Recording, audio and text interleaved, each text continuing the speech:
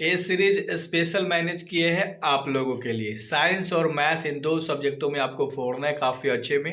ठीक है, फोड़ दोगे मेरे भाई अच्छे तरीके से, बस फॉलो कर लो। अच्छे से बताना है, बिल्कुल भी अच्छे तरीके से। समझ में आया? पहला सवाल है, अनुवांशिकी जीव विज्ञान की वह शाखा है जिसके अंतर्गत अध्ययन किया जाता है। तो इसका ऑप्शन क्या होगा? अनुवांशिकी तथा विभिन्नता। ठीक ना, इन दोनों के भी अंतर्गत हमें, मतलब इन दोनों के अंदर ही हमें क्या करने को मिलता है? पढ़ने को मिलता है, अध्ययन करने को मिलता है। तो पहला का ऑप्शन नंबर तुम्हारा सी होगा। याद हुआ? आगे बढ़े, याद करते हुए चलेंगे मेरे भाई। 2 बार 3 बार वीडियो को देख लेते हो तो अच्छे से याद हो जाएगा, फिर रिवीजन बाद में करते रहना।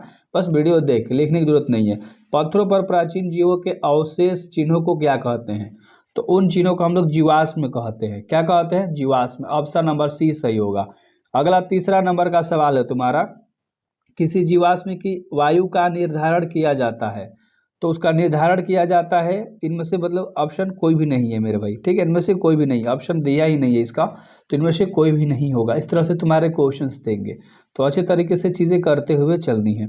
अगला सवाल, पक्षी और चमगादड़ के पंख हैं। पक्षी और चमगादड़ के संवृत्त अंग होते हैं। याद रख लेना, जो पंख होते हैं तुम्हारे, ऑप्शन नंबर बी सही होगा। ठीक ना, बोले हम कि याद करते हुए चलना है। डिस्क्रिप्शन में व्हाट्सएप ग्रुप का लिंक है, वहाँ पर ज्वाइन करना है कि कब वीडियो आ रहा है वीवीआई का, और सारा साइंस और मैथ 2 सब्जेक्ट अच्छे से। असमजात अंग का निम्न कौन सा उदाहरण है? असमजात अंग याद रखना। ठीक है, तो छठा का ऑप्शन, पांचवा का ऑप्शन नंबर कौन सा होगा? ए, पक्षी एवं मधुमक्खी के पंख होते हैं। ऊपर भी हम लोगों ने इस तरह के सवाल करा कुछ। अगला 6 नंबर का सवाल है, मनुष्य के अग्रपाद एवं चमगादड़ के पंख कैसे होते हैं? चमगादड़ के पंख। ठीक है, तो 6 नंबर का ऑप्शन नंबर ए होगा, समजात अंग होते हैं। देख रहे हो, ये पक्षियों लोगों का पंख की बात कर रहा है, समजात। अगला सवाल, कौन सा अति प्राचीन प्राणी वर्तमान की विषम पर्यावरण स्थानों में आज भी जीवित है? तो इसका जो आंसर होगा वो क्या होगा? जीवाणु। जीवाणु अभी भी जीवित है मेरे भाई। ठीक है, तुम्हें तो पता ही है, अगल बगल तुम्हारे घर के अगल बगल भी मिल जाएंगे। नर्मदा घाटी में कौन सा जीवाश्म पाया जाता है? नर्मदा घाटी की बात कर रहे हैं, तो डायनासोर कपाल। डायनासोर कपाल। ठीक है, ऑप्शन नंबर सी। ठीक ना, यानी कि डायनासोर के हेड, सर। ठीक है, अगला सवाल 9 नंबर का, जीवाश्म विज्ञान है। जीवाश्म विज्ञान क्या है मेरे भाई? जीवाश्मों का अध्ययन है, मतलब उसके बारे में हम लोग जीव के बारे में पढ़ाई करते हैं, तो वही तो है, जीवों के बारे में जो बताता है जीवाश्म कहलाता है। इस प्रजाति में अत्यधिक विभिन्नता देखी जाती है, तो वह कौन सी प्रजाति है जिसमें देखी जाती है? चिंपांजी की प्रजाति में ज़्यादा विभिन्नता देखी जाती है। ठीक ना, तो आंसर नंबर सी सही होगा। अगला 11 नंबर का सवाल है तुम्हारा, ब्रह्म आकृति अथवा व्यवहार का विवरण क्या कहलाता है? तो 11 का ऑप्शन नंबर बी होगा, अभिलक्षण कहलाता है। क्या कहलाता है मेरे भाई? अभिलक्षण कहलाता है। ऑप्शन नंबर 20 सही होगा तुम्हारा। ठीक ना, अगला जो कि 12 नंबर का सवाल है तुम्हारा, कोई आबादी अगर भौगोलिक अवरोधों से अलग अलग समूहों में बांटी जाती है तो क्या उत्पन्न करती है? तो वह क्या उत्पन्न करेगी या क्या उत्पन्न होगा? 12 नंबर का तुम्हारा ऑप्शन हो जाएगा, इनमें से कोई भी नहीं है, कोई भी नहीं, क्योंकि इनमें से कोई भी उत्पन्न नहीं करता है, तो इनमें से कोई भी नहीं, ऑप्शन नंबर डी सही होगा। ठीक है, देख लिया अच्छी तरीके से। 13 नंबर का सवाल है, आपस में प्रजनन करने वाली जाति के समूह को कहते हैं।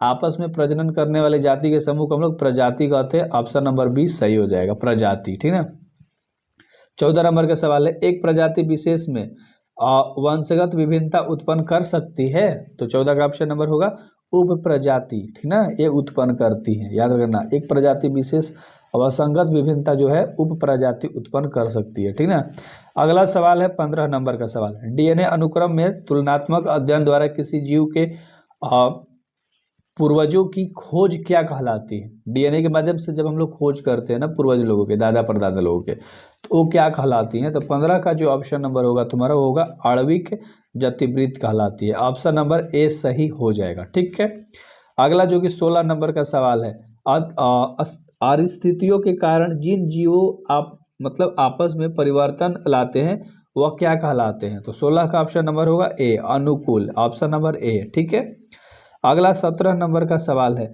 ऐसे अंग जो संरचना और उत्पत्ति में भिन्न होते हैं और सामान्य कार्य करते हैं वे क्या कहलाते हैं? तो वे कहलाते हैं तुम्हारा असमजात अंग कहलाता है। ऑप्शन नंबर सी सही होगा। ठीक ना, अगला जो कि 18 नंबर का सवाल है, सर्वप्रथम ऑक्सीजन की उत्पत्ति किस जीव के कारण हुई थी? तो 4 गो ऑप्शन तुम्हें दिख रहे हैं, तो 18 का ऑप्शन नंबर तुम्हें क्या होगा? शैवाल। ऑप्शन नंबर ए सही होगा, शैवाल। ठीक है, 19 नंबर का सवाल है, 3.5 अरब पहली पृथ्वी की सतह पर कौन से रसायन थे? तो पहले बताना है, 3.5 अरब पूछ रहा है, तो इसका आंसर जो राइट होगा वो क्या होगा? मीथेन, अमोनिया, जल, कोई भी नहीं, इनमें से तो दिया ही नहीं है ऑप्शन में, तो ऑप्शन नंबर डी तुम्हारा हो जाएगा। अगला सवाल है 20 नंबर का, चूहे के पूंछ पर 21 पीढ़ियों तक किस वैज्ञानिक ने काम किया था? चूहे की बात कर रहा है, चूहे के 21 गो पीढ़ी, जिसे हम लोग हो गए, आगे बढ़ते जाएगा 21 तक, जिसे दादा से, पापा पापा से हम लोग, समझ रहे हो? तो इस तरह से 21 पीढ़ी तक, तो किसने इस पे किया था रिसर्च? वैज्ञानिक, ठीक है। ऑप्शन नंबर वाइसमैन नाम था उसका, ठीक है ना, तो ऑप्शन नंबर सी तुम्हारा सही हो जाएगा, ठीक है। ऑप्शन नंबर कौन सा सही होगा? सी नंबर का 20 का, याद रख लेना अच्छे तरीके से। अगला सवाल है 21 नंबर का, मनुष्य का पूरा नाम क्या है? मनुष्य का वैज्ञानिक नाम पूछ रहा है, ठीक है, क्योंकि आप लोग विज्ञान पढ़ रहे हो, तो होमोसेपियंस कहा जाता है इन लोगों को, होमोसेपियंस। ऑप्शन नंबर भी हिंदी में यही लिखेगा, होमोसेपियंस लिखेगा, घबराना मत। अगला सवाल है, मानव होमोसेपियंस का उद्गम कहाँ से हुआ है? उद्गम मतलब उदय कहाँ से हुआ है? तो 22 का ऑप्शन नंबर क्या हो जाएगा? अफ्रीका से, होमोसेपियंस का, याद रख लेना, ठीक ना। साइंस में होमोसेपियंस कहा जाता है और ऐसे मानव कहा जाता है हम लोग है, ठीक है, तो अफ्रीका से। अगला जो कि 23 नंबर का सवाल है, संसार में मानव की कितनी प्रजाति है? संसार में मानव की कुल कितनी प्रजाति है? ये गो है, ऑप्शन नंबर ए, ठीक ना, ये विज्ञान का होता है, ये सारी चीजें याद रखना। अगला, मनुष्य का सबसे करीबी संबंधी कौन है? तो है चिंपांजी, ऑप्शन नंबर सी सही होगा, ठीक है।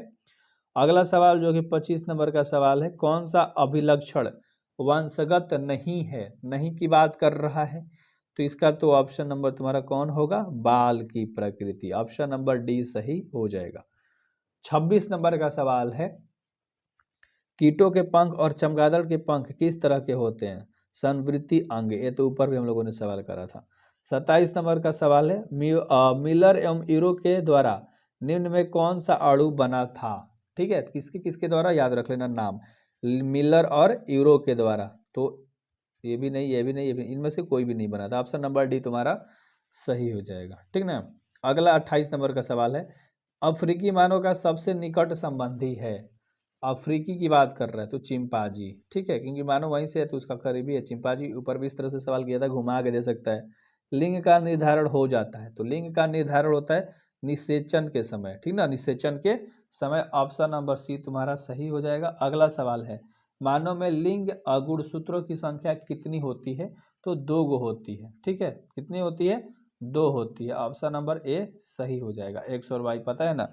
अगला सवाल है तुम्हारा, शुक्राणु का निर्माण होता है, शुक्राणु का निर्माण होता है विसरण में, किसमें? विसरण, ऑप्शन नंबर ए सही होगा। अगला सवाल 32 नंबर का, मानव के लिंग गुणसूत्र होते हैं, मानव की बात कर रहा है मेरे भाई, तो मानव के क्या होता है तुम्हें पता है ना? दोनों होता है, देखो ऊपर एक्स वाई और एक्स एक्स, ठीक है, तो ऑप्शन नंबर सी तुम्हारा सही हो जाएगा, ए एंड बी, ठीक है। अगला 33 नंबर का सवाल है तुम्हारा, ठीक है मेरे भाई, जो कि लास्ट सवाल है, जनन कोशिका जिसको युग्मक कहा जाता है में गुणसूत्र की कितनी संख्या होती है? तो 2 गो, ठीक है, ऑप्शन नंबर सी तुम्हारा सही होगा। अगर ये सारे VVI सवाल अच्छे लगे हो, पसंद आया हो, तो सब्सक्राइब करना, दोस्तों में शेयर करना, आंसर मैथ को भी फॉलो करना।